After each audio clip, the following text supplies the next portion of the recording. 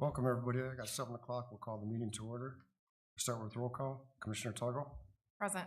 Commissioner Carlson. Here. Commissioner Weber. Here. Commissioner Holly. Here. Commissioner Schoberg. Commissioner Jonas. Present. Commissioner DeYoung. Here. Commissioner Schoberg has indicated that she'd be absent and asked to be excused. I move that we excuse Regina Schoberg. Second. Any discussion? Hearing none, all those in favor say aye. Aye. Opposed, same. Motion carries. Item 3, approval of the July 11th or 25th agenda. So moved. Second. Thank you, Connor. Any discussion? Hearing none, all in favor say aye. Aye. Opposed, same. Motion carries. Item 4, approval of the June 6th meeting minutes as revised. Copies have been on the table tonight for you. I just, the question mark as far as the public comment. I think that was Brandon McNeese. I don't know if we want to put that in there. I What was his watched the name? video. Brandon McNeese. Oh,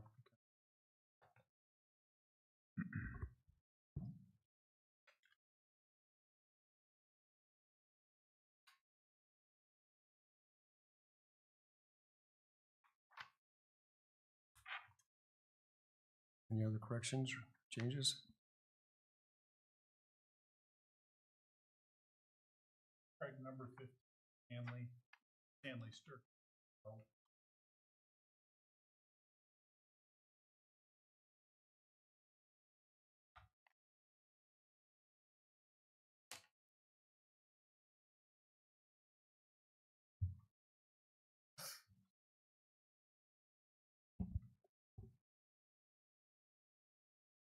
No other changes? We're entertaining a motion to approve or not approve? So moved. Second. Any further discussion? Hearing none, all those in favor say aye. Aye. Opposed, same. Motion carries.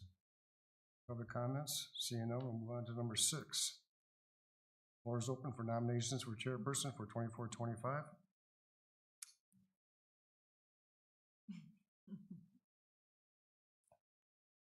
I would love to nominate Commissioner Jonas as our chair. I would second that. Over my objection. As you know, I'm a short-termer, 6 months and I'm gone. Mhm. The reason I asked to be extended was to finish this master plan. And I think we have to do it this year. And that would be my goal.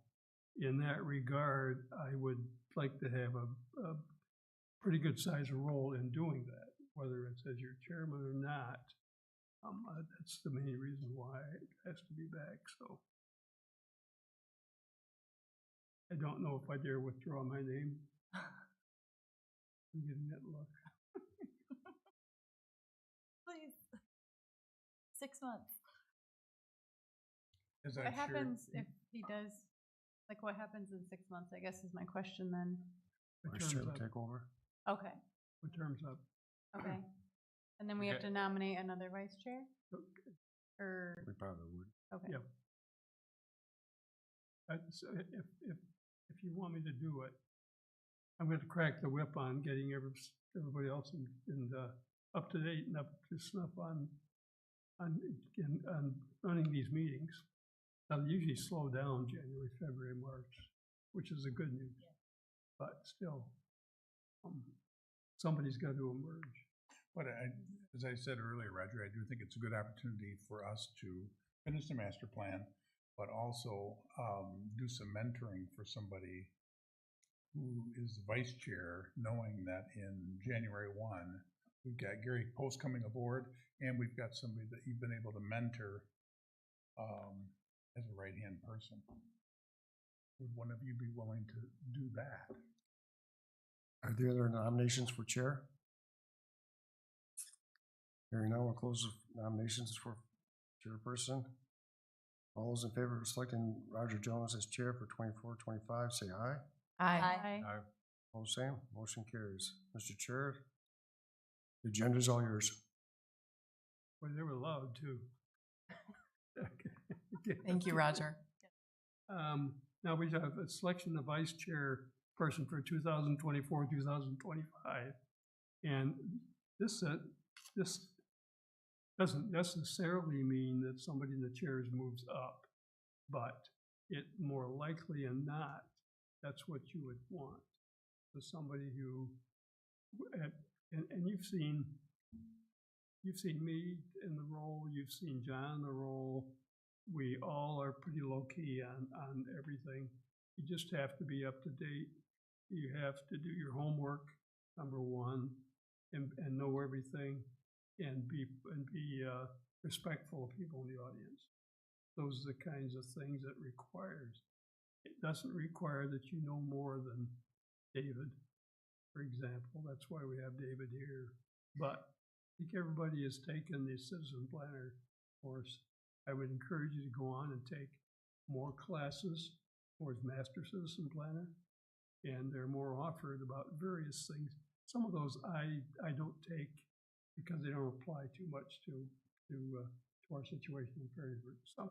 Some are just general interest, but it's amazing what you can pick up and learn, and it just kind of broadens your perspective on this role, which is as we've noted in the last 6 months or so, we carry some pretty heavy weight. And, that's for doing homework, being prepared, getting through it. That's where we want to end up. So because we're not a policy body, we can't spend money, we can't determine which way this city goes, but we are an advisory body. We recommend, but we get into some pretty heavy stuff, and that we take seriously, so that when we get through the process, and the public sees what we're doing, even more so now that we're live. We have a lot of people that, or maybe I won't say a lot, but it's easy to tune in and see the work we're doing or not doing. And whether we're all prepared for the meeting, we've done our homework. As I mentioned before, there are more nooks and crannies in this city than you can believe. And I've been in every one of them, and it makes it so fascinating for that reason. And it's a very unique place that we live in, but you don't have to know everything. That's one thing, you don't have to know everything. It's just basic Robert's Rules of Order. So in that regard, if I'm going to mentor, it's going to be mentoring every one of you except this guy. Some people are. That's for sure. No, as an old mayor, you can't. And Regina's not here, but she's been around probably the longest of anybody too, and she's been vice chair. Right? Correct. Right. So now we open it up for selection of a vice chair. Open the floor for nominations. I'd like to nominate Regina Schoberg for vice chair. Second.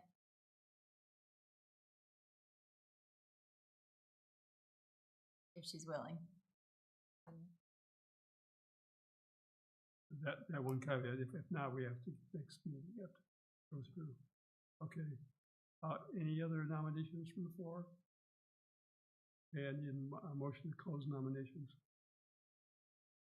So moved. Second. Nominations are closed for vice chairperson. All those in favor of Regina Schoberg selected as vice chairperson for 2024, 2025, say aye. Aye. Motion carries. Selection of secretary is typically Craig is our secretary. So I would entertain a motion to appoint the city manager. Mr. I'll Baker. make that motion to appoint Craig. Second. Any other nominations? All nominations are closed. All in favor say aye. Aye. Aye. Motion carried. Unanimous. By the way. I thought it was gonna be tight, Craig. I was ready to get my wallet out. On the floor. Okay. Discussion, take action if appropriate to appoint somebody as planning commission representative to the zoning board of appeals. And we always have a seat at the table in the zoning board, as one of the members comes from the planning commission. And I think every one of us should do it. I've done it as chairman for about 5 years. Everybody should go through it for, what's its term, 3 years?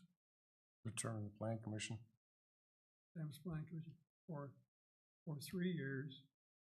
If you can't make it to every meetings, that's okay, but we need somebody that is interested in doing that. It's kind of fascinating stuff. So, do you have any interest nominations?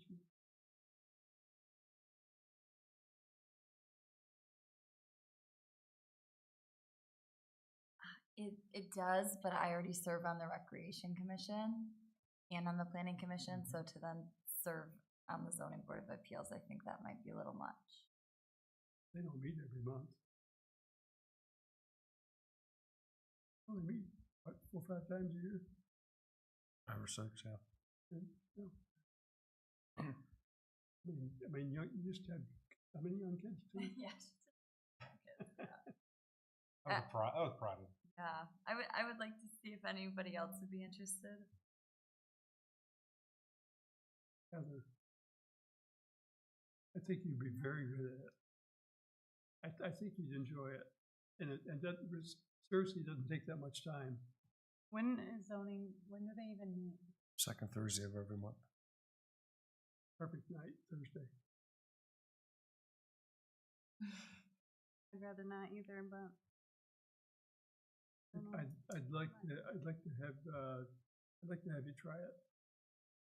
If it doesn't work out, not the worst thing in the world.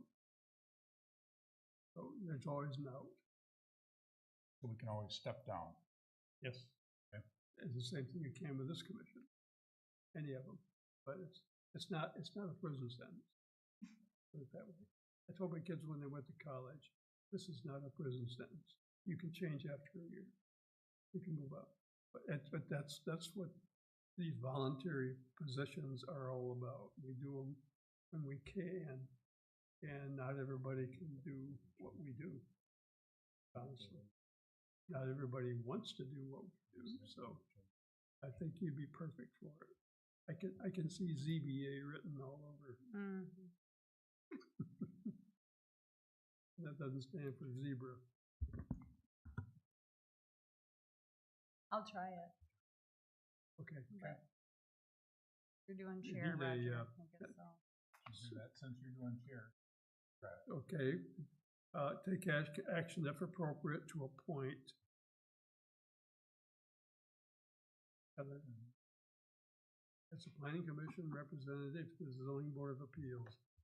Is there a second? I can't make that motion. Somebody make that motion? I'll make the motion to appoint Heather Hawley as the Planning Commission representative to the ZBA. A second? Second. Any other nominations? All in favor say aye. Aye. Aye. Heather. Give it a try. Give it a try. That's all we can ask. If I didn't just start, I wouldn't take a hit. Very good. Got some reading in the workout. Okay, work session, doesn't master work out. plan. This is where, David, you gotta bring us up to date. We've haven't discussed this for, what, 3 meetings now? Like, this is I don't know, since the open house, maybe? But anyway, it's been a while, so if you'll bring us up to date, and then I wanna make sure we move this along, because I sincerely think the goal should have this out the door by the end of the year. If we've been at it for long enough, and I think we can do it, because I don't think we're looking at overhauling this thing top to bottom, sideways, and everything else. It's a matter of gathering a lot of new information, which I think you already have, and going to print out a lot of stuff. So with that in mind, is that a doable goal? I think so. At least having a draft ready for distribution to outside agencies and nearby jurisdictions. Yep. So, was discussed in one of my original memos. There's the lengthiest process is probably the approval process, where the planning commission has to be comfortable with the draft for distribution for review, and then it goes to the city council for city council's approval for that to be distributed for a 43-day review. It goes out for that 43 days. Then there has to be a 15-day public notice, planning commission recommendation, and city council approval. So that process itself is about 3 months. So I think if we could get through the planning process and have the document in good shape by the end of the fall, I think that would be a great goal. Great. And we can have it dated 2024. We'll see about that. It's just that those last 2 or 3 months are the ones that might push us back to potentially 25, depending on how the calendar falls. But I mean, we could move. We'll move quickly. And the last one was dated 2018. Oh, in terms of a 5 years. It's not a 5-year plan; it becomes a 6 or 7 year plan. I'm pressing you for a reason, because I know that you don't have to stay exactly on 5, but I want to make it look like we substantially had the work done after 6 years, and which is not all bad, but I hate to go that 7th year. Well, I think we'll keep a good pace one way or the other. The 5-year review is the only time frame that's noted in the Planning Enabling Act. So you have to review it every 5 years, but it doesn't mean you have to do anything to it. You just have to put on the record that you had the conversation as a planning commission and you decided, yes, we want to move forward, or no, it looks good for now. And so you do that every 5 years. And so a 5 or 10 year updates, those numbers aren't set in the Planning Enabling Act, but it's always good practice, I think, every 5 to 10 years to open it up. Technically, we started reviewing in 5 years. Yeah, that's correct. We looked it over again. Mm-hmm. We got it out, dusted it off, and said, "Hey, look at this thing." Yeah. We actually did our original review, I think, last summer. But then we got busy with other endeavors, and the last couple months with the PUD review took a lot of our hours into reviewing. A few other things that took our time, yes. There are a couple things, and I don't know if anybody else has picked up on this. There's some of the things we've gone over since in the last 12 months, and in my mind, deserve a second look as far as what was in there to begin with, and maybe we're bogged down a little bit, specifically how big a PUD has to be. And three acres, in my mind, it doesn't mean anything, because I'll give you an example. The Village of Spring Lake, just a PUD out of one building, smaller than the block over there, downtown. The building is a PUD, it's mixed use PUD. And I thought, well, that kind of opened my eyes, and that's what and of course they do it for the same reasons that we have our PUD ordinances written. So therefore, what does everybody else define as a PUD? And I'm sure townships out in northwest or northeast Ottawa County, they probably say it's 25 acres as a PUD, because that's how much it takes for 5 cows. But I know it's going to vary a lot, but it kind of ties our hands. And think of other places too in there that you can always be more restrictive. You can't always be looser. And we found that 3 acres, 2.87 does not round to 3. It's close, but should that hamstring us? That's my point. So any little things that you see in there as you're going over, reading all this stuff. I don't know if anybody else's popped in your line. May I? Yes, you may. I had a concern with our recent Brockmeyer development, with the fact that with the way our rules are right now, the developer has to dump in quite a bit of cash development costs up front before they have any type of approval at all. And I don't know how that's handled in other communities. You've got that? Okay. I did actually bring this this one-pager flow chart to possibly talk in our reports section later in the agenda, but I did want to talk about the PUD chapter. But I think it's a great point to discuss the PUD recommendations as part of the master plan review as well. Just my overall memo for today, you just got this evening, but I did have a couple comments about the PUD, and I think that's a great point, which I definitely want to address that either now or later on in the meeting.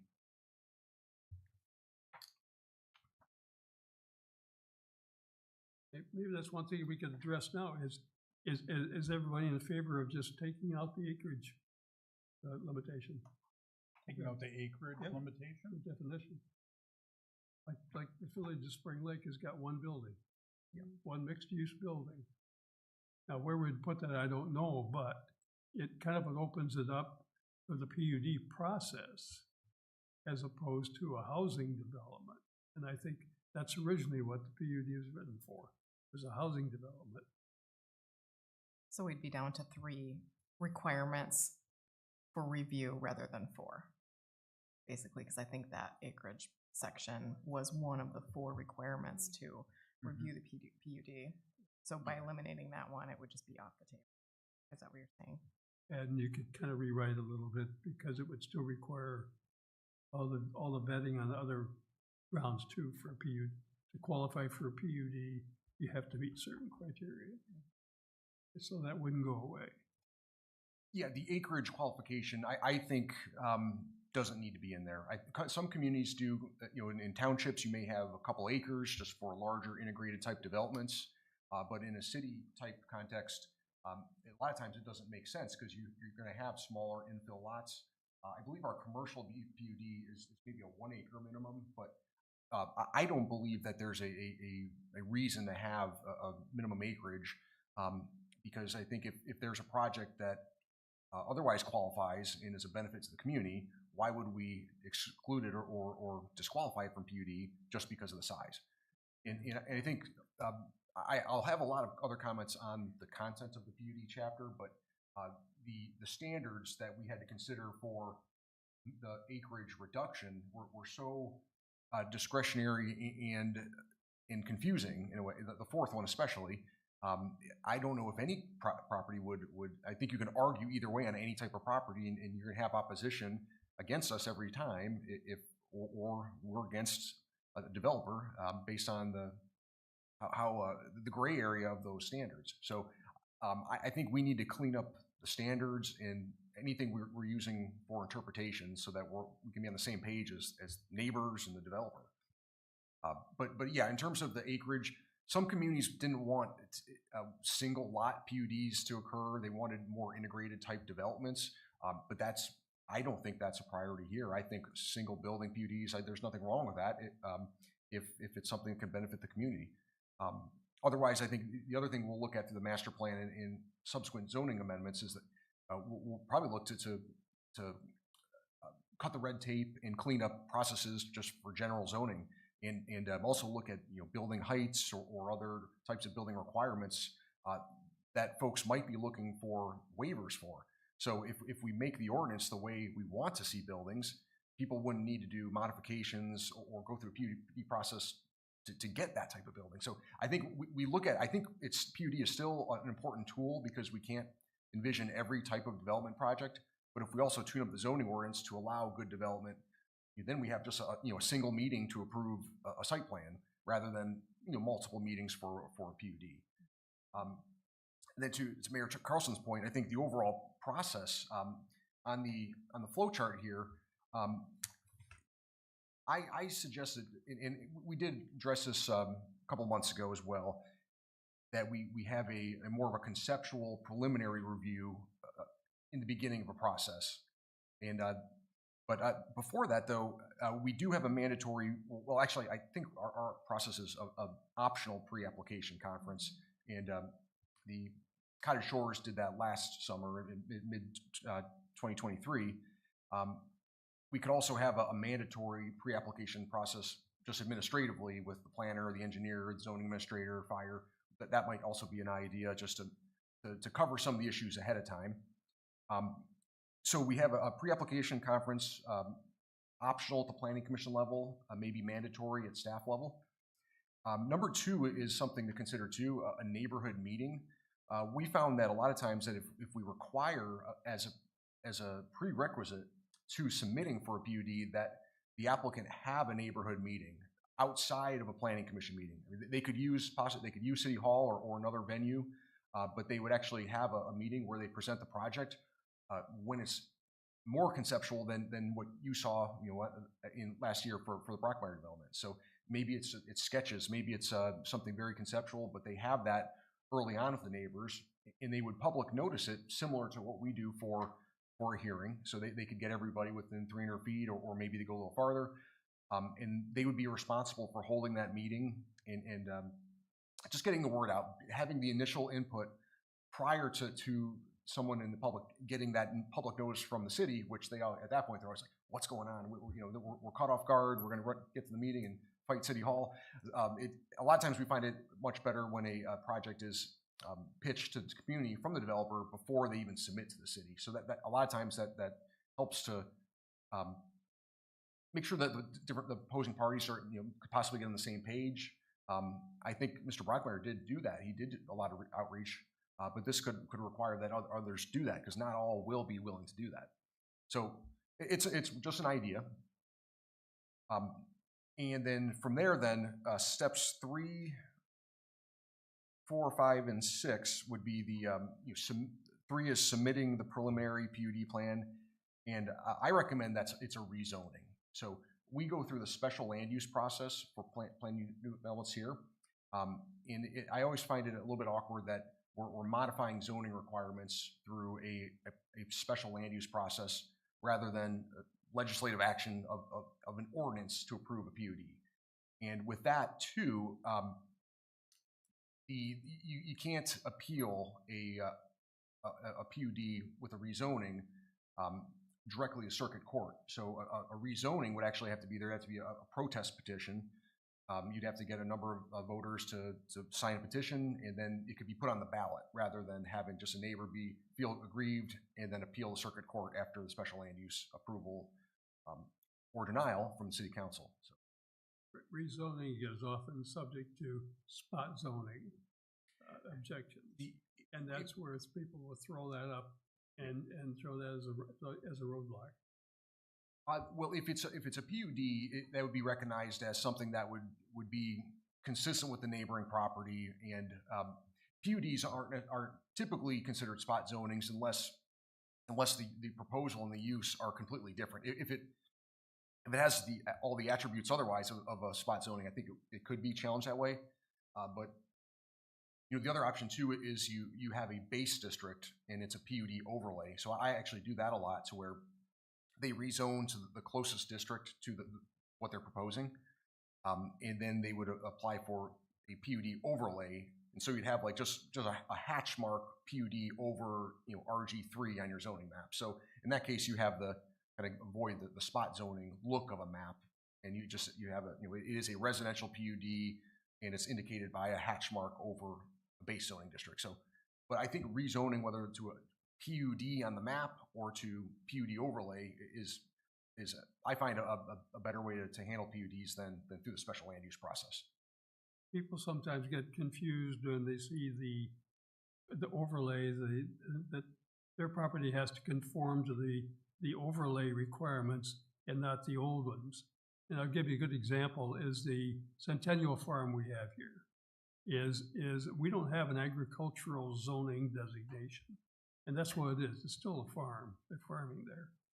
And but it's zoned RG1. And they came in, I remember we did that, and came in and said, does that mean I have to develop this for houses? Well, no, it doesn't. You can still keep it for farming. But we kept away from the agricultural zoning because then all of a sudden you got pig farmers and you really don't want them. So there was a reason for it, but people have to understand that if you do have the overlay, that you can still maintain your current status, and there's no pressure from this government or any other government to do something different with your land. That's, Yep, and an overlay can add restrictions or add flexibility, so it can kind of go both ways. And so with the PUD, it would typically provide some flexibility, but in some cases, it may actually they may be more restrictive in certain aspects and less restrictive in others. So the PUD overlay could indicate that on the map. But regardless, I think the overall process with 3, 4, and 5, and then 6 would be that it's a preliminary PUD plan. So the following steps after the city council approves the preliminary plan, it would then go to a final PUD plan only to the planning commission. So the idea is that they would have just a one sheet basically showing the overall layout of the plan, building location, general dimensional requirements, streets, and a list of modifications that they want from zoning requirements. But it'd be enough for the planning commission to make a recommendation and the city council to accept that as an overall concept. And they would not have to do detailed engineering for stormwater, for water, for sewer, and they wouldn't have to get all of their outside agency permits and reviews in hand, but they would need to do enough to know that the project is actually feasible from a technical standpoint. And we may even have to ask that during a preliminary review, say, well, how are you're not showing stormwater retention on this plan. You have buildings all over the place. We don't feel that this preliminary plan is actually going to look like this in a final plan review. So there needs to be enough of an engineering perspective, and that's, they know it's going to work, and they know they've reserved area for stormwater in streets and right away. So, and if you're ever uncomfortable with the lack of information, you're not obligated to make a decision on it. You can always ask for more.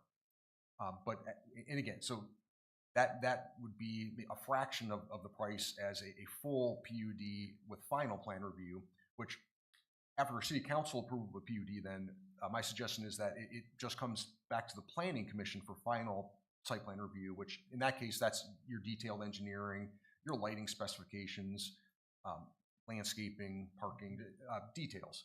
In that case, the zoning requirements are set at that point. So they're going to have to comply with the zoning that the city council approved, and they're going to have to, and it's going to have to generally match the preliminary plan that the city council okayed.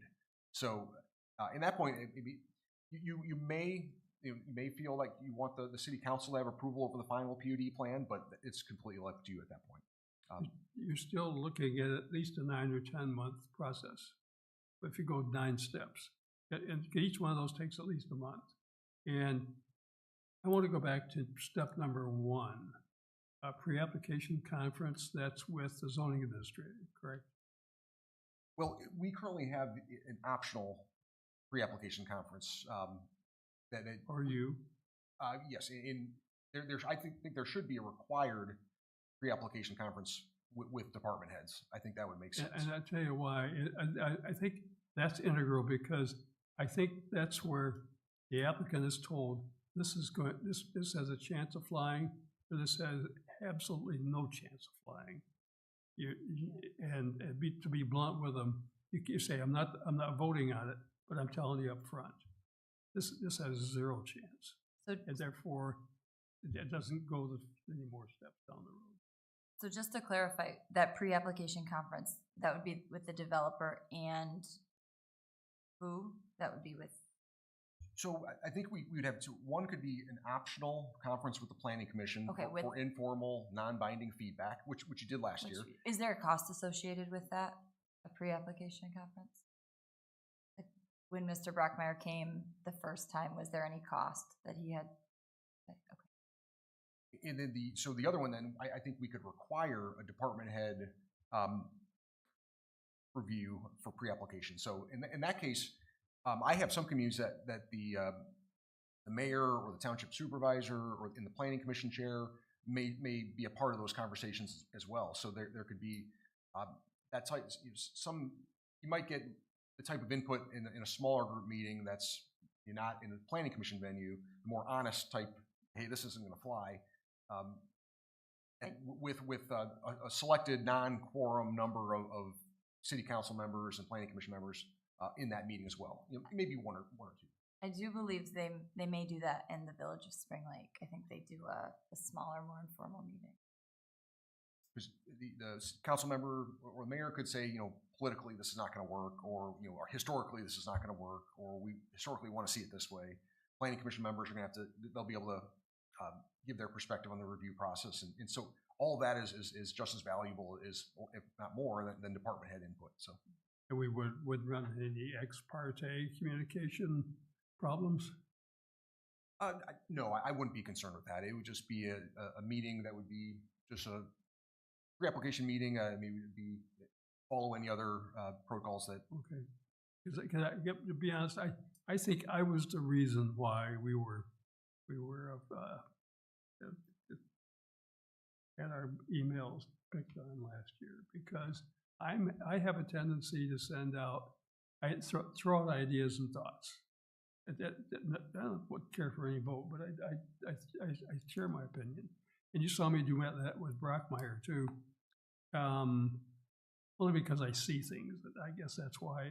But it would seem like a process would move along faster if somebody had an idea and they threw it out there. I'd throw it at Craig, have Craig contact the developer or do something. But we strung Brockmeyer along pretty good and got down to the 5-yard line, and then made him jump through a whole bunch of hoops down there too. But that's what we're talking about. That's where the streamlining, this conversation started, as far as I can remember. And I don't have all the answers on how we grease the wheels, but. Well, it's a good point. The PUD is a double-edged sword. It's a lengthy process, but you could get a project that benefits everybody, you know, versus just by right zoning or just a special land use with a site plan. Just meeting the zoning requirements, you can make it through in 2 months, 1 month in some cases. So if they meet the zoning requirements. So I think we tune up the PUD process as that optional tool, and the zoning ordinance, we may look at ways to say, you know, this type of development makes sense. You know, let's just say that, just to give Cottage Shores, just make that example. We say, you know, in this zoning district, we want a development that looks like Cottage Shores. And I'm not talking about like the waterfront aspect, but just the placement of buildings and the density and their orientation toward the street. You know, we could say that we like this in this particular area, this particular zoning district. Let's code for that specifically so that the zoning ordinance simply allows that. And they could do that in a specific zoning district. So that's the other alternative too. We just code for things that we want. The key words being get it right. And I think we all want to get it right. And that's why we spend so much time at it. But I think there's ways of kind of compressing the whole situation. But anyway, and some of us who've traveled around, have real estate in other places, see other kinds of development. And that's when I brought up about coach houses. And we own a unit in coach house in Florida, 2 up, 2 down. And it's a convenient way of, I'm sure, I wish Brockmeyer would have gone that direction. He could have done fewer buildings and still had his 8 or 9 units. But anyway, there are things that I'd like to see that we keep an open mind at, and maybe in some of these pre-applicant conferences throw these ideas out. And so we're not building the standard $1 billion house, bam, bam, bam, here, there, and everywhere. So, and we don't have that much land left, but what we do have is being torn down and rebuilt. So, and let's look at the demographics again on that too. And I hope to have good up-to-date information, but a lot of these are second homes. You know, people live here part of the year and part Florida, Arizona, someplace else. And they don't have kids like us, not like some of you do. But, and look, North Shore, count the number of garbage cans on garbage day out there. Good example. Cecilia's the same way. Yep. They find the same thing on the lake. So my point being that I want us to keep open minds and have a master plan zoning ordinance that allows us to expand our minds. In other words, something doesn't fit right now, but maybe there's something that'll come up that we never thought of. And we want to be able to make it allowable somehow if it's done right. Get it right. That's kind of my thinking on, I would like to see this master plan kind of stress some of that. And because we have some infill to go, but a lot of it is just starting all over. We got some pretty valuable land in this little burg.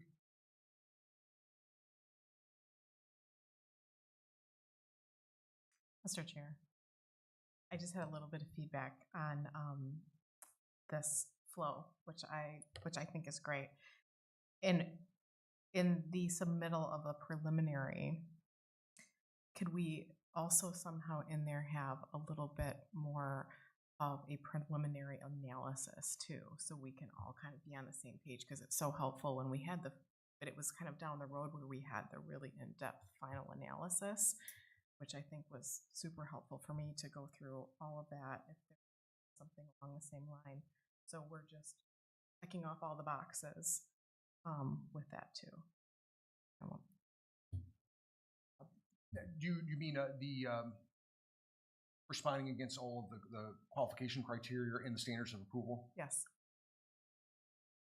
And I think that's I think we should have that with every planned unit development. And as a part of the actual ordinance to adopt a planned unit development, having those findings in qualification standards and responses in that ordinance actually is the way that we'd set those in stone in a way. Right. So what we did for the Cottage Shores is we prepared a resolution for the city council, which really reinforced a lot of the conversation of the Planning Commission, as well as some of the initial findings and responses to standards that I had in my original report on the topic. So the Planning Commission would have a draft ordinance, and you would formalize those rather than just doing a voice vote recommendation and just saying we like this, send it forward. We'd actually have that document prepared at the Planning Commission level rather than us preparing it right before council.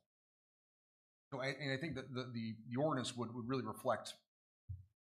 I usually go through all the standards of approval and say meet standard, doesn't meet standard, or comments, and then depending on how you felt about those, we would insert those into the ordinance. Wonderful. Yeah, the one difficult thing about that PUD process and the third version of the plan was that we got that a day or two ahead of the meeting, and it couldn't actually do a full review. I mean, we had discussed all the standards of approval and over 3 or 4 meetings, but I was not able to provide you with that full analysis because it just was submitted shortly before that meeting. So. Mr. Chair. Question. What are the things that I think for Brockmire, like when I was viewing it and listening, that I really respect was the commissioners. They went, I think, to the site, some of them, and saw things that could speak to like sight lines or just things that I think just gave more integrity. Is that site review something that's either like part of a process like this offered, or is it prompted by the developer or the landowner? I have never put it specifically in a zoning ordinance that site visits are required. We typically address site visits in the bylaws and rules of procedure just to state that we encourage them, and you need owner permission, and you just have to be careful about the conversations you have because, again, the ex parte conversations, you don't want to talk too much about a project outside of a public meeting, just for perception reasons, and you can be put in and it could put you in an awkward position if the developer is pitching the project and asking you questions that you may not be ready to answer. So, so I think it's encouraged, but mostly addressed in our bylaws. And I don't think I would put something in the zoning ordinance that would require the site visits, but it's always encouraged. And you can always be on the public right away and visit a site, or if the applicant allows you to visit it, that's certainly encouraged. For the Brockmire development, it was initiated by the developer. He asked us to come. I think we all went in groups, so we didn't go individually. I went just with him, Oh, you did? because I had more questions. Oh. But anyway, Okay. most of the time, we don't have large parcels that you can't see just by driving by.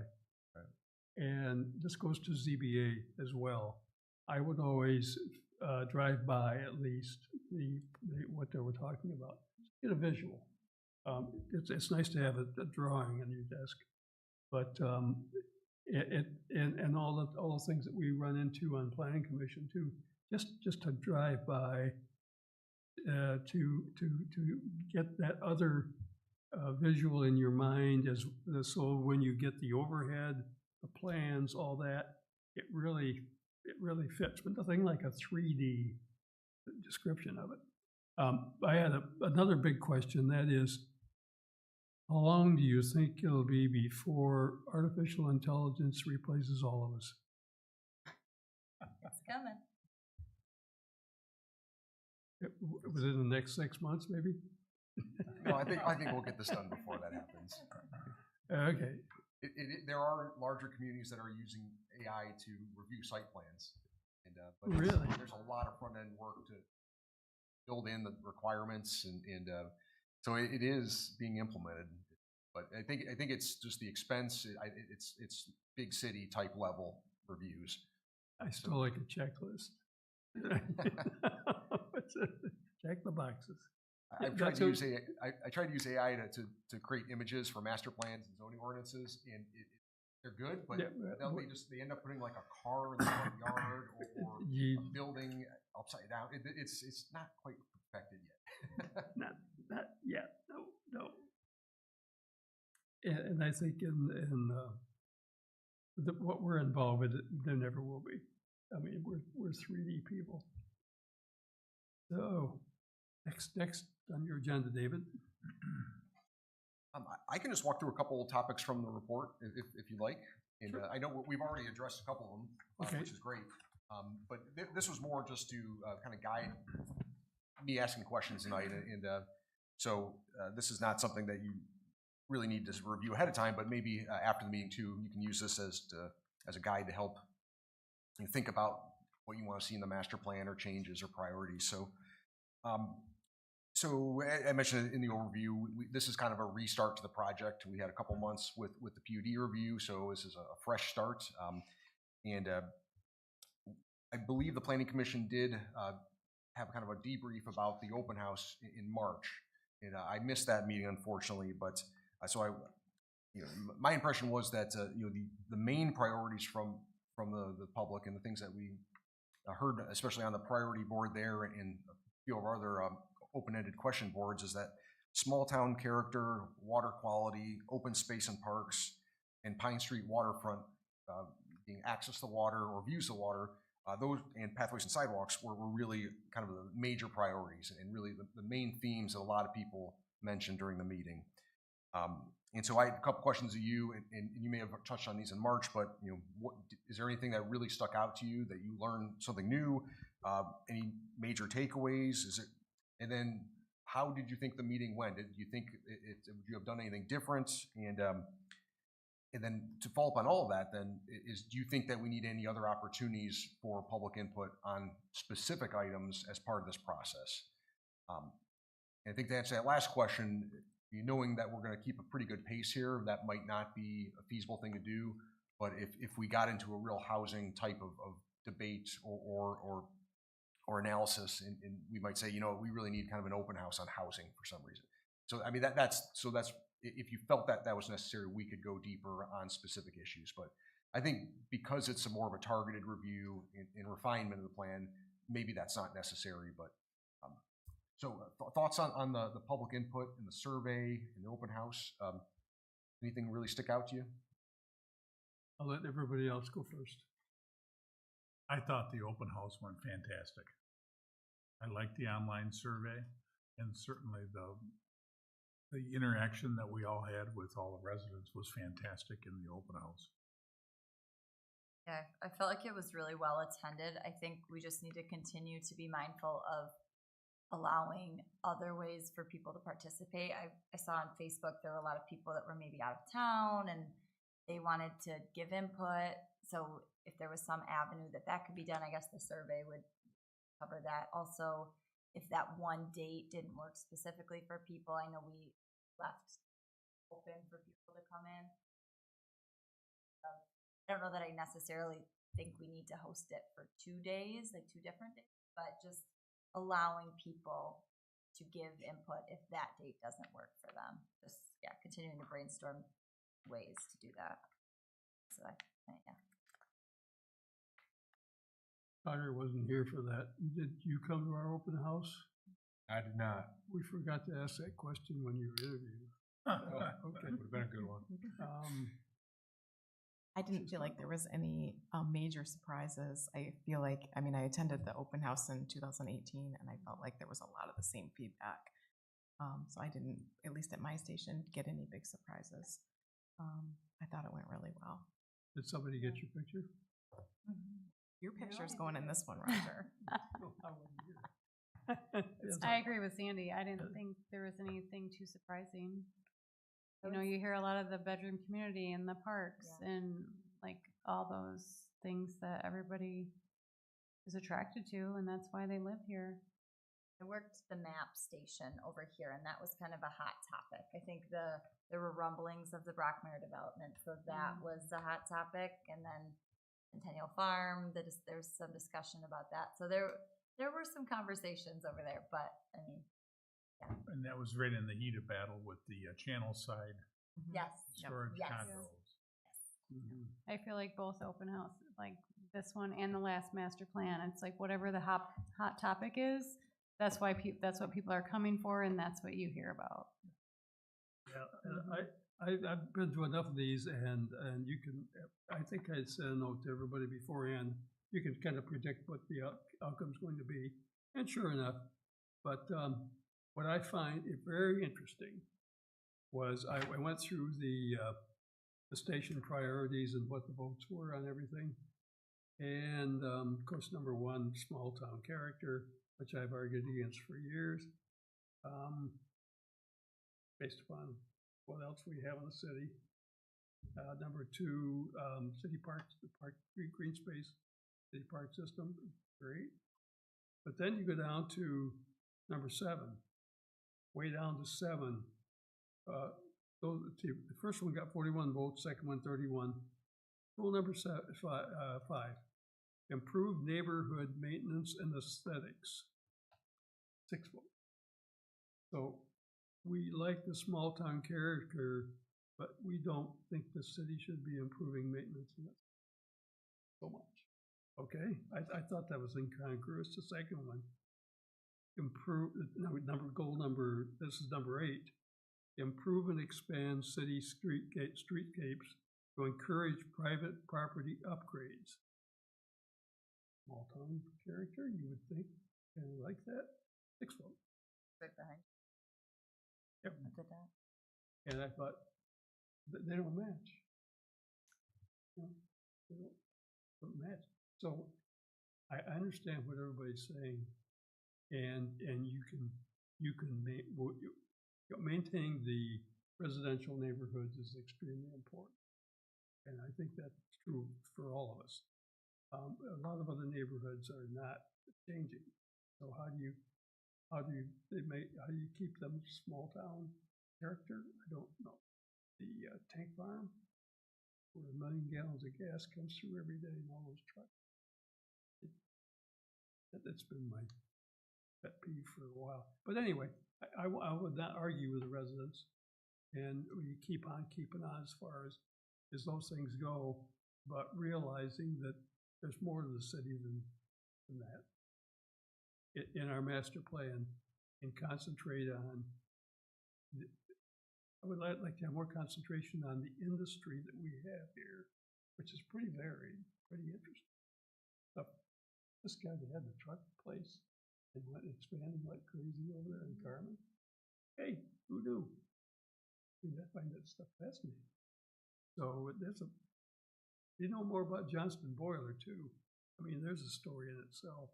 So at any rate, I think you have to kind of look at all aspects of the city and don't let one outshine any of the others for the sake of any of the others. They're all important. My point, they're all important. On how small town character relates to business development. When I think of a small town, you think of small businesses, independently owned. You don't think of any box. I mean, you don't really have the land for that, but it's just interesting from a perspective. What does the community want to see for business development if they want small town character? Yeah. Interesting.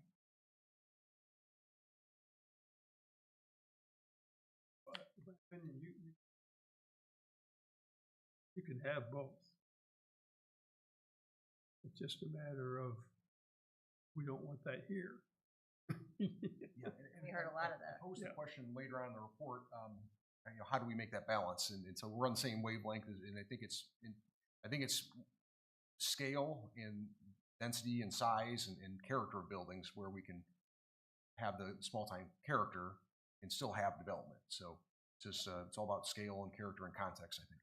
I think it's a generational perspective too, like where you are in life, what you want to see in your town. So building height, I think, has to be thrown out. Is that right? No 6-story. Okay. What is an interesting community from the standpoint is we do have a nice mix of some extremely high dollar properties, and we also have some starter home properties, for the lack of a better term. The buzzword these days is workforce housing, which I've had a lot of citizens talk to me about. Hey, what can we do to propel workforce housing here? Right now, you can't build a single residence. I'm a big proponent of home ownership. The greatest way to build personal wealth rather than renting everything. And right now, we have to build a garage with a house. Isn't that correct? That's something we have to look at. What can we do to propel citizens so they could, smaller lot sizes, conceivably be able to still get the dream of home ownership? I think that is a great segue into the housing paragraph here, because we do have the grant funds to fund hopefully all of the rest of this project, as well as zoning ordinance updates related to housing. Sure. And so that is from the Michigan State Housing Development Authority's Housing Readiness Incentive Grant Program. And the incentive for the eligible activities include costs associated with adopting land use policies, master plan updates, zoning text amendments, and similar actions to encourage increasing housing supply and affordability. So I think that's right in line with the workforce housing goals. And I had put down a couple tools here, and we don't really need to go through all of them in depth or anything, but I think what you mentioned is our tools in the toolbox: smaller lot sizes, the garage requirement, the minimum area of a house. A lot of ordinances I used to see them where the minimum area was 2,000 square feet or 1,500 square feet. I think we're at 960. Some jurisdictions are going down to 800. Some just say there is no minimum as long as you meet building code. So those are all conversations to have. A lot of communities just find they strike a balance between having something that's maintains property values and character and is not, versus a tiny home. So I think those are all good tools to have in the toolbox, and we just determine how we want to include them and if we want to include them. So another one could be accessory dwelling units, granny flats or mother-in-law suites, so guest houses, those types of things. I work in the city of Saugatuck, and the property values are just skyrocketing. There's nothing affordable whatsoever. A lot of folks who have moved in there are really relying on their backyard detached garage with it's a carriage house, so a second story small apartment above it to supplement their mortgage or to pay for improvements to renovate their home. So that's another idea is maybe we look at accessory dwelling units at the proper scale and design, and that could really help with the affordability issue and help with housing maintenance and upgrades. So, but I think what I'd like to do is maybe have a specific meeting on housing, and that we walk through some of these tools. These are some I just generally pulled from, there's a Michigan Housing Reform toolbox that's on the Michigan Association of Planning website. And so there's a couple really good resources there and on the national APA site as well. So Emails the link yes, to that. yes, I would love to send you those reports, and then maybe we take a meeting and think about our own city toolbox. Okay. That we could walk through those types and decide which ones would work for us. That'd be great. Also, housing next to Iowa County. Yes, yep. I think that as a part of this grant project, there is a regional housing needs plan that we had to reference within the grant materials. And so there are some goals there, and we could pull that information too. So yeah, I think we could get those reports, send them out a couple weeks ahead of a meeting, and really have a housing focused meeting. In my opinion, this is one of the trickiest areas to navigate, and I'm not sure we'll be able to put something together for a master plan. We might have to have it on our list, but at least it's worth talking about, because I don't know the answers myself. There's a lot of questions. We have options, and it goes back to the overlay districts or whatever, allowed here, not allowed there, and it's a tricky thing. I'm all in favor of looking at it. Very necessary, but I'm just saying this is huge. And what we could do is sometimes the master plan is just a place to have the questions asked in the master plan. You might not necessarily have the answers. So we could say in the RG3 district, we're going to assess whatever residential district is, we're going to assess the possibility of 6-unit apartment, 2-story apartment buildings, whatever it might be, in this zoning district, assess the feasibility and appropriateness of this type of housing product in this area. So and then implementation of the plan, we would have a follow-up conversations after this planning process specific to small apartment buildings within X zoning district. So that would be an implementation step, is to consider whether or not we really want this type of housing in this particular zoning district. And so a lot of times I like to plant the seeds for conversations that would follow up the master plan. So we don't have to have all the answers, but it's a good place to document all the questions you have.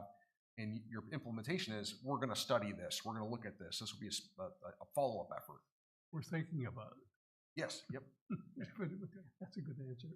We're thinking about it. I think we could say in general, we're open to increased densities or attached housing, townhouses, duplexes, or ADUs in this zoning district in this area. But it's not in the zoning ordinance now, and so there'll be a follow-up project to study the feasibility of including these types of housing products in this district.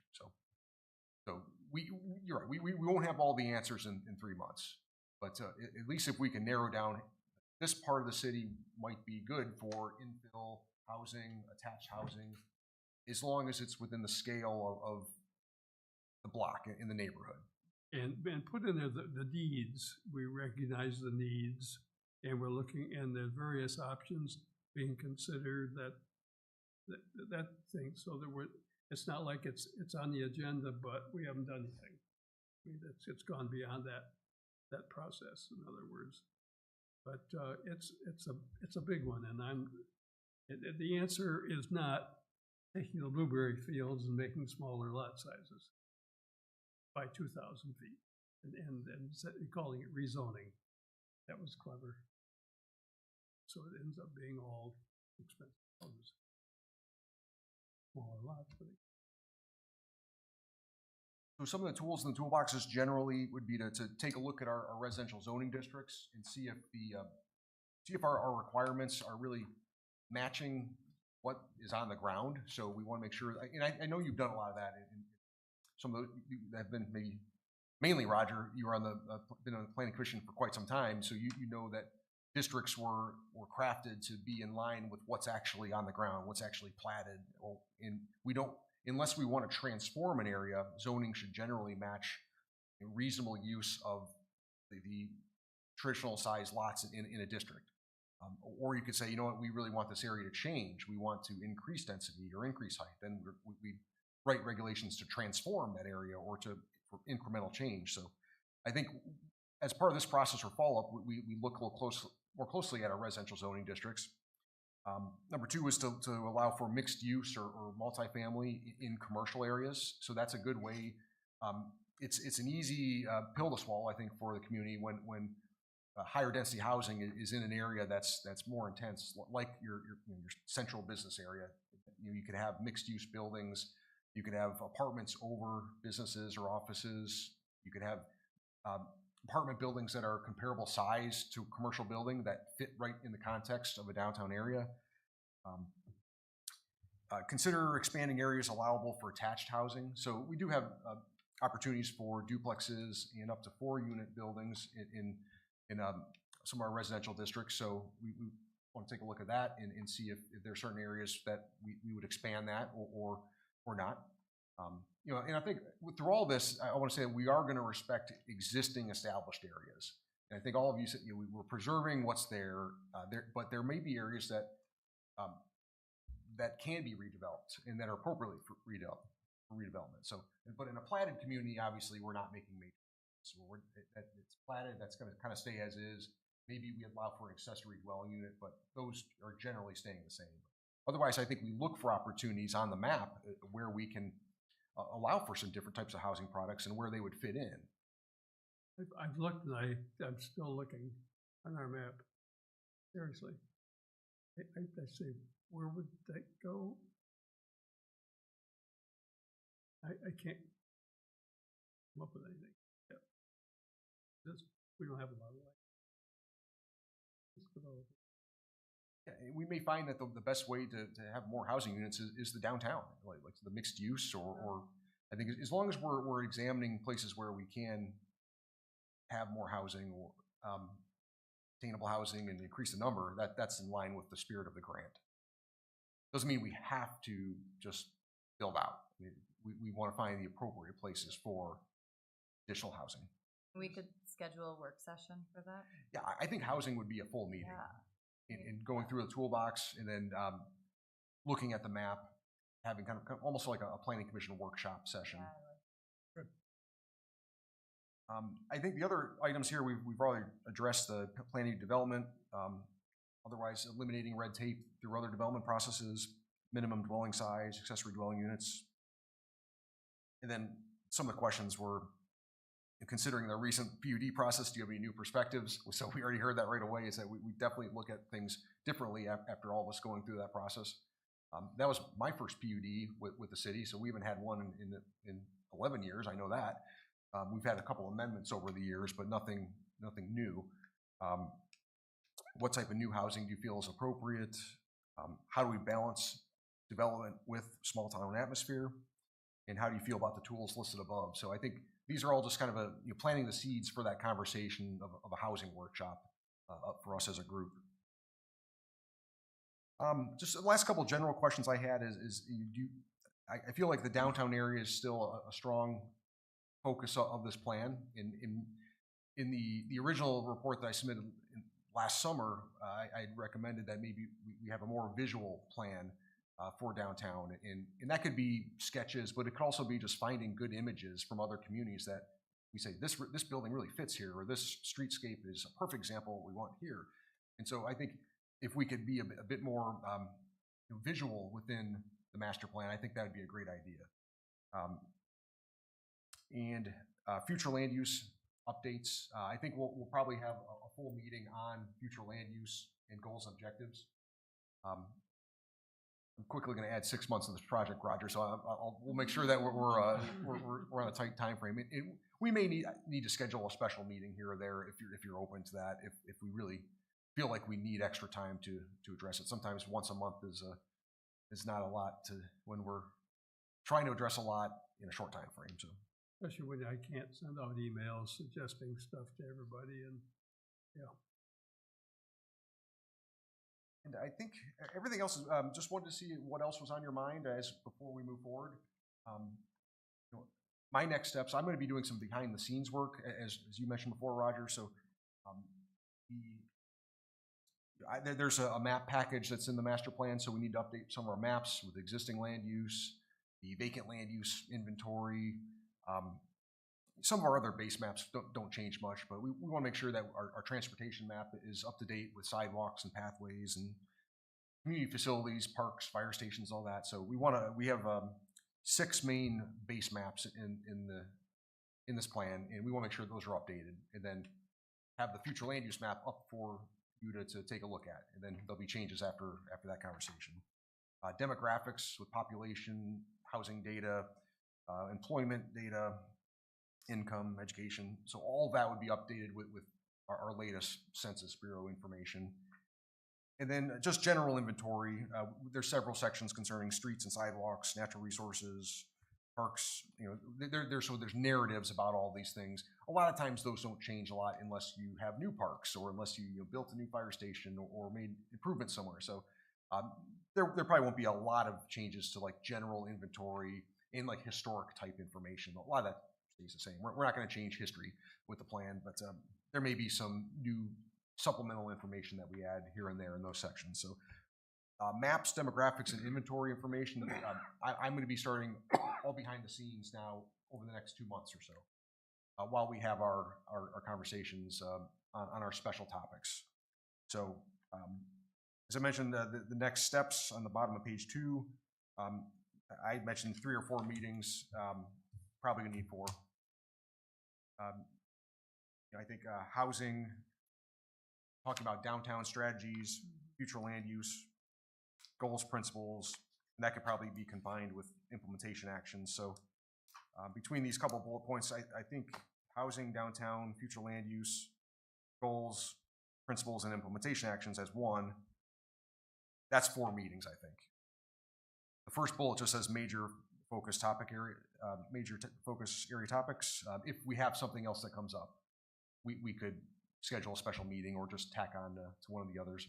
But I think between the next 5 bullet points, that's probably 4 full meetings. Starting, Craig, I know we're not meeting in the regular August meeting, so I guess the question would be whether or not you want to meet and talk next in September or schedule a special meeting. Otherwise, we'd be on for September, October, November. That's 3 meetings.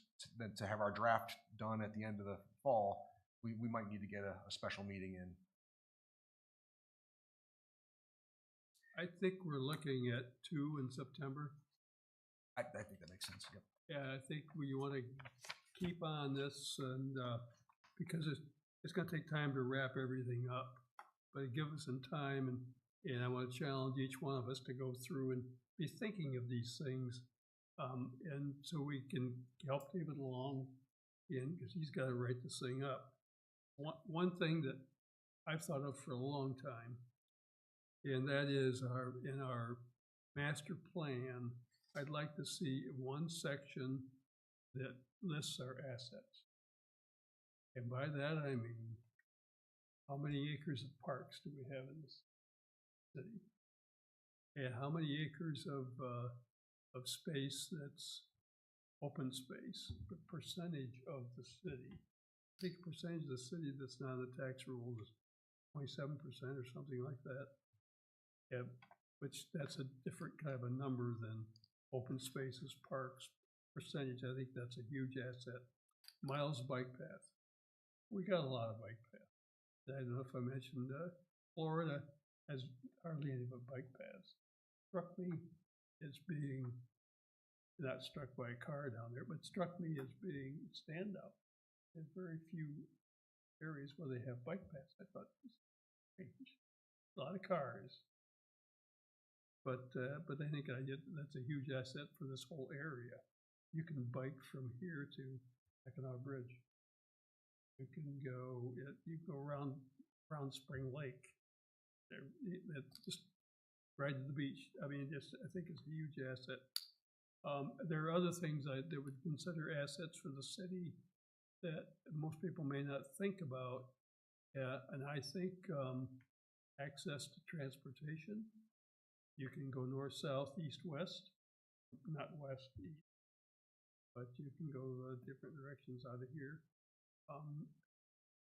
Miles of waterfront that the city is on between Spring Lake, Grand River, Lake Michigan. That's significant. Think of some more things, but one section that talks about the assets of our city. I want people to be proud of where we live. And there are a lot of things that they may not be thinking about that we should be proud of. Number of little parks too. Fairway, Sunset. It's just a number of things that I think might fit that category. That so when you're thinking of a master plan, these are all areas that constant changing. You don't change that part of your city. You don't have a vision for that part of your city because that's already a great asset. It's there that we look at. Take out a highway, take out a railroad, take out a port. Here we're down to thinking of the neighborhoods, thinking of smaller areas, and we really have to hone in on what everybody looks at. Downtown is where the empty lots are, and the old Pizza Hut. I mean, that's downtown. When something going to happen down there, somehow we got to get across that the city is not in the economic development business. We're not in commercial real estate. We don't go out and get deals. We don't have the resources. Number one, we don't have the money to buy a piece of property and develop it, for example. But we can, through master plan zoning visioning, we can get the message out. As I've said many times, Ferrisburg's open for business. It's just finding, the what and the where. So there are a lot of things to think about in master plan, I guess is what I'm trying to say, and take maybe a little different look than what we have in the past. Demographics are one thing, maps are another thing, are constants, but the rest of it, I don't know. I'll put some ideas on paper too that I'm thinking about. And it's interesting that you bring that up because at our most recent recreation meeting, we were talking about assets and what we have in our parks. We're always taking inventory, and we were talking about creating a spreadsheet of drinking fountains we have. I mean, it's more detailed, but if there's anything that I can bring from our discussion, talking about parks, so if there's anything from there that I can bring, I will, just kind of further this discussion. Special interest too. You own it.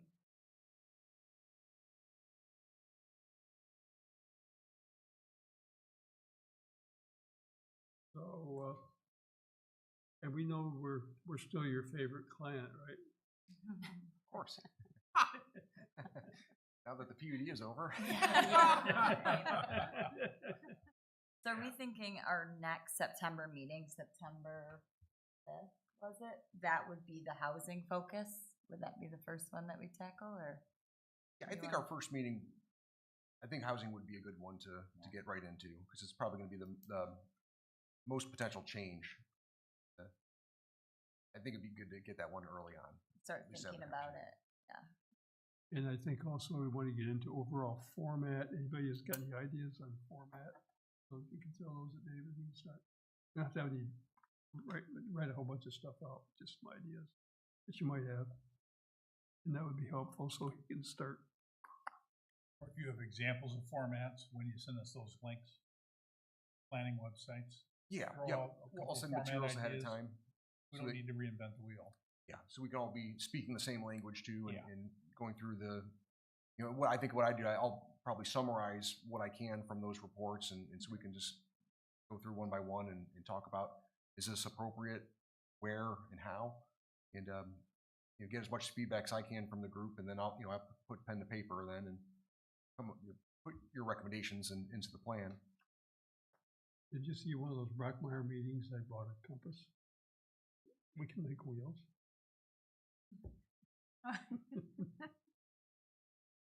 Not a problem. I like other ideas too.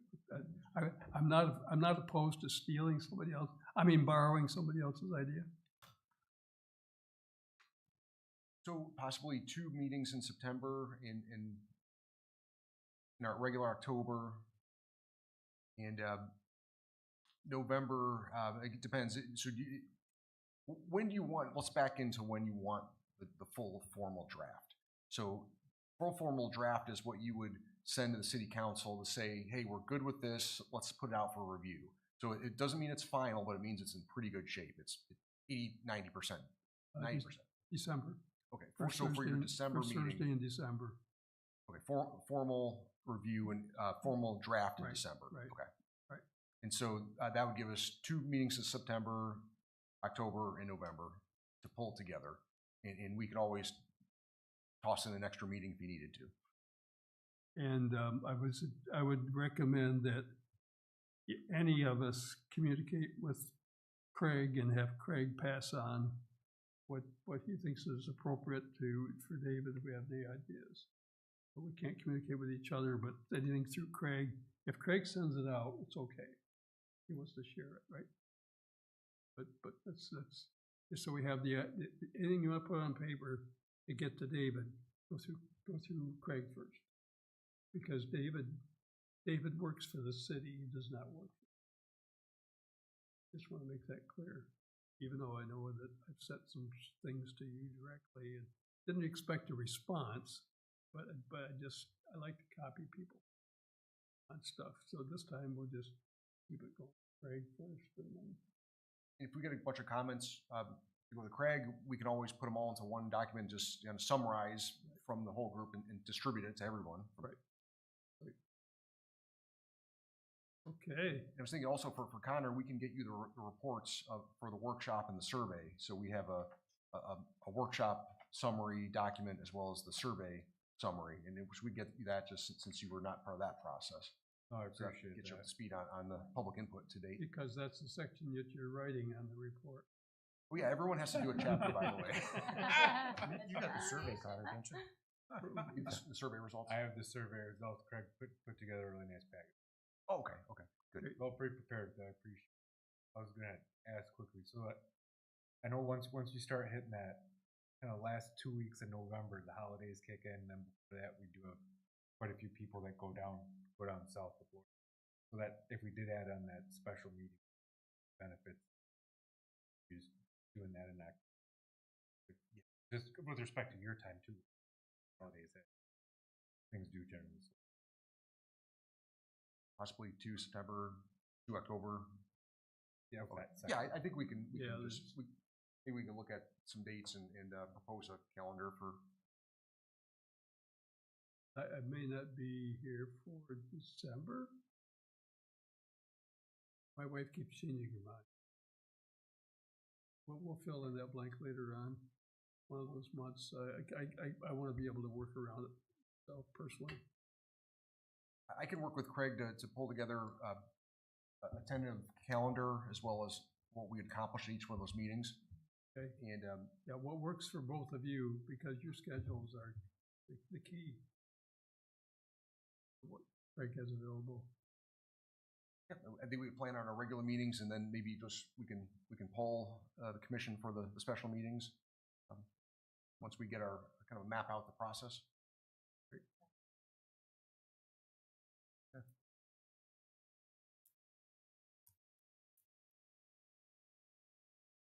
So, anything else, David? That's it. It's supposed to be a 2-year grant process, so we got to get it done quick, though. But the grant, we do have the partial. Well, the funds are also allocated toward zoning ordinance updates. So next year, hopefully, we'd be working together to implement the master plan recommendations through various zoning ordinance updates. So if we're making recommendations on townhouses or mixed use or ADUs, we'd have to update the ordinance to reflect that. So, Roger, you'll tune in on Facebook at that time or show up and keep us in line. I'll be watching. I'll be texting Craig during the meeting. Okay. Yeah. I do tune in, by the way. And the sound's so much better, I can hear it now too. Yes. Anything else? Public comments? None? Those public comments? Zoning administrators report. No report? Chairman's report. I'm the chairman long enough to have a report. Thanks for your putting your faith in me to be able to pull this off. But and I want to mentor each one of you, be able to step in this. Here, that's the goal. That's my other goal. Got it. Members' reports. I'll go first. Connor, welcome. And appreciate you stepping up. Appreciate Regina stepping up as vice chair. And Heather for stepping up for our ZBA rep. See how that goes for you. And Roger, certainly for you. Thank you. I meant to say all that. Well, but it's a master plan. We put a lot of work into it so far. Great to captain of the ship while the whole thing to coalesce together and bring it to some finality. I think it's appropriate. End of report. No report. Do you still want to stay on this commission? This is a really nice chair. I sat in it and I was really proud, so I'll stay around. If you sit there next time you're vice chairman, you realize that. I appreciate it, boys. That's my chair there, and that's, yeah, okay. This is Tuggle. I just echo everything Commissioner Carlson said, so no other report than that. No report, but thanks for taking care. Another 6 months. Thank you for taking the ZBA. You'll enjoy it. You will find it very interesting. Be Really fine. good fight. Yep, it'll be fine. I'll get through it. Very good. Next planning commission meeting, we picked the first Thursday in September, correct? September 5. September.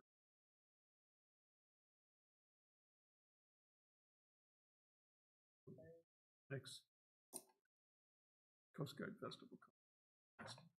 Okay, with that, the meeting is adjourned, and thank you very much. Enjoy the rest of the summer. Coast Guard, everyone.